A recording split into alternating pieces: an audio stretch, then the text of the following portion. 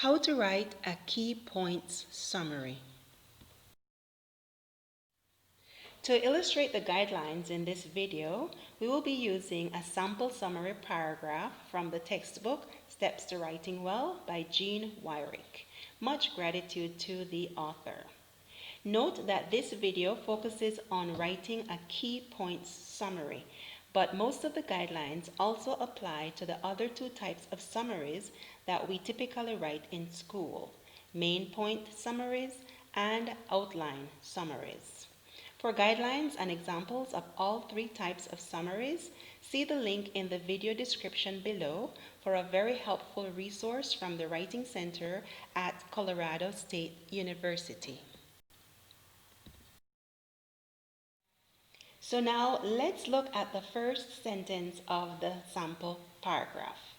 Notice that in the first sentence, the student identifies the source of the article, Newsweek magazine, the title of the article, Our Youth Should Serve, the name of the author, both first and last name, Stephen Muller, and the author's purpose and thesis. The author proposes a voluntary youth corps that would address America's need for social services and benefit our nation's youth. And of course, Stephen Muller is an American, hence the summary is referring to his nation.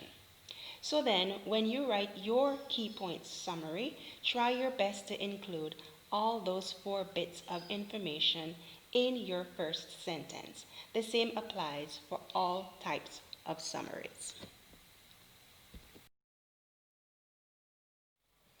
The next thing I want us to notice about this summary is that it uses academic formatting. Notice that the name of the magazine, Newsweek, is italicized, and the name of the article is placed in quotation marks. You should do the same since for most of the assignments in your courses, you're required to format your paper using MLA or APA or some similar style. Use whichever style your instructor requires. It so happens that both MLA and APA require that in a paragraph you italicize the names of magazines, books, newspapers, anthologies, websites, and other containers. By container, we mean the magazine or book, etc., that contains the articles, chapters, and so on. So we italicize the containers. And then the titles of articles, poems, songs, book chapters, etc. are placed in quotes, both for APA and MLA. So do keep those conventions in mind when writing for academic purposes. Next, let's look at how the author's name is used in the second sentence and the rest of the paragraph. We notice that he is referred to by his last name only, Muller, and that is a norm in academic writing. Once you've introduced the author by his or her first and last name, as is done in the first sentence, it is okay to use only the author's last name in the rest of the paragraph. However, you should not use the author's first name alone. So it's okay to say Muller believes or Muller argues, but not Stephen believes or Stephen argues, not in formal academic situations.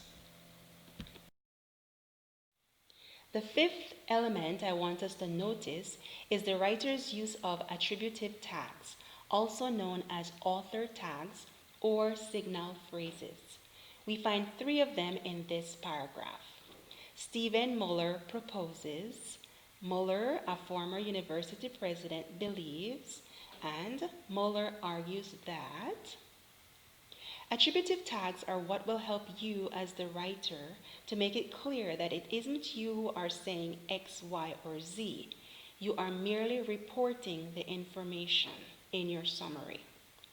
Because as you'll probably recall from your English classes, when you write a summary, you should remain objective. You do not include any of your own thoughts or opinions.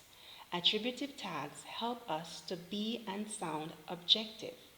So use as many of them as is necessary to make it clear at all times throughout the summary that you are merely reporting the author's thesis and main points.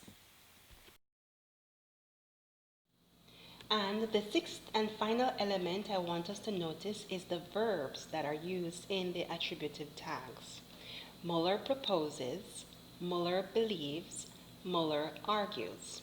What do you notice about the form of the verbs? They are all in the present tense, right? Even though we know that Muller said or wrote these things not now but sometime in the past, because his article is a published or recorded source, the rule of thumb in many types of academic situations is that we use the present tense when summarizing.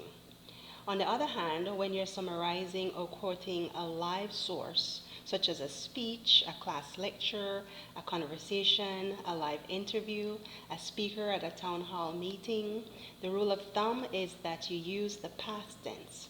The lecturer explained, the prime minister mentioned, my neighbor said, and so on.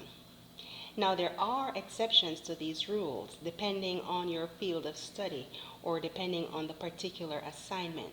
So, as always, you should find out from your instructor which verb tense is appropriate for your particular writing situation. Do have fun writing your summary. And if you found this video helpful, please share it and click the like button so that YouTube will show it to more viewers. And if you'd like to be notified when I post other similar videos, go ahead and click the subscribe button right below the video. Thank you and see you next time.